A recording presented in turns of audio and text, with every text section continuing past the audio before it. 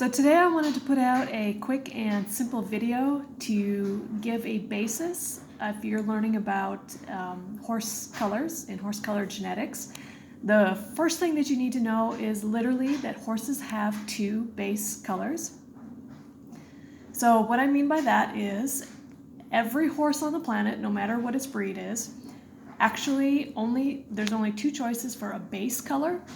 Horses are either red based or black based, and all of the other color genes like the cream gene and the roan gene and the dun gene and all the other color genes modify or change or affect in some way the horse's base color.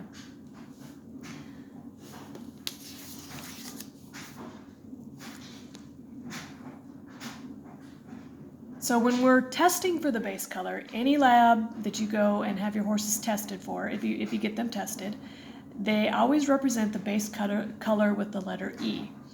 Capital E is for a black-based horse, and smaller case letter E represents red. Now red means sorrel or chestnut. And I know there can be a pretty big variety between, or a pretty big difference between like a bright copper red sorrel or a dark liver chestnut. They look like two different colors, but amazingly enough, chestnut and sorrel are actually genetically the same. Even if you have just a light red sorrel horse and a really dark liver chestnut, that's actually genetically, the lab is going to tell you it's a red horse, and they're going to have the same genetics for their base. So red is what they represent that gene with, but it always means sorrel or chestnut. And red is recessive, black is dominant.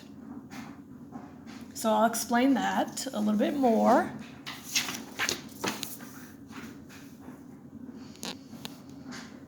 So for the genes always come in pairs, and so every horse is going to carry a pair of genes for their base color.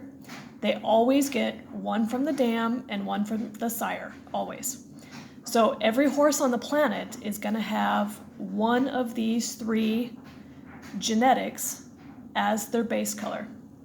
So two capital E's represents a homozygous black horse, meaning that it has two black genes and is a black-based horse. So now this middle one would be a horse that is heterozygous for black, and you could also say it's heterozygous for red. But the thing here is this horse is going to look black. The black gene, represented by the capital E, is dominant, meaning it's the bossy gene. It's the gene that's going to say, you know what, red, that's fine that you're here, but I'm going to pick the color of the horse and it's going to be black. So that's something to keep in mind, is black is dominant. So when you have black and red together, the black is going to take over and be the one telling the horse what color to be. So these two horses, to look at their physical hair coat, can look exactly the same. They can both look like jet black horses, but one might be homozygous black and one might be heterozygous black. So in this case, one parent gave it the black gene, one parent gave it the red gene. So then this would be a homozygous red horse. And these are, again, your sorrels and chestnuts.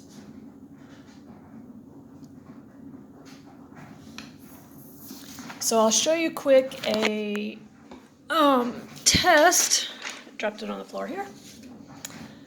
I'll show you an example of a test. Get my phone to dial in. There we go. Okay, so this is a test I did on one of my mares from UC Davis. And when they test for the base coat, what they're saying is they're testing for the red factor. They're testing to see if the horse has any red or if it's just black. So my mare here is homozygous for black.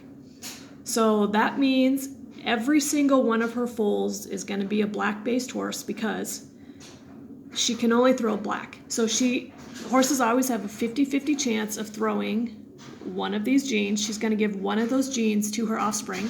And since both of them are black, she is guaranteed to give her foals the black gene. And since black is dominant, it's guaranteed to be a black-based horse and physically appear black looking at it. So again, I don't want to get too much into all of the other genes because I'm going to save that for a different video. But, you know, you might be thinking, what about a white horse? What about a gray horse? You know, palominos. There's obviously lots of different colors of horses, but those are all other genes that come into play, and they are affecting or changing or diluting the base coat. So that's the first thing you need to learn when you're learning about horse genetics. It's as wild as it may seem. Every horse on the planet is actually either a black horse or a red horse.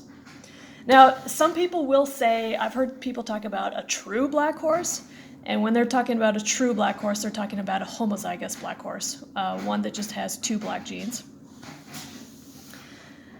But it can be, something else to keep in mind is, so let's say these 2 horses, let's say they don't have any other genes. And a lot of horses don't. A lot of horses, well, I wouldn't say a lot, but it's very possible there are horses that only have their base color and that's it, no other color genes. So like a truly just a black horse that's just black with no other color genes, just has this base. That's all it has, and it doesn't have any extra genes affecting the color. But something to keep in mind is people used to say that a true black horse doesn't fade, that's how you can tell if it's a true black, that it's not going to fade in the summertime when the sun comes out. But I have seen over and over again with our own horses and with other people's horses that that's not true. We had a mare, and we thought for years that she was homozygous black. Her parents were black. She was jet black. She never faded. And then we found out one day she had a sorrel colt after we had her for she was almost 20 years old. And she pops out this sorrel colt, and we were shocked because we thought she was homozygous black, but we had never had her tested. But she wasn't. She was heterozygous. So on that foal, she had given it the red gene. So my point that I'm trying to make here is something to keep in mind is there's different darknesses, or I don't know if dilute would be the correct word to use in this situation, but in what I'm trying to explain, but you can have 2 different horses with this exact same genetics, and one might stay jet black and the other one fades really bad in the summer. Same with this. You could actually have this horse look blacker than this horse, depending on how dark the gene expresses itself.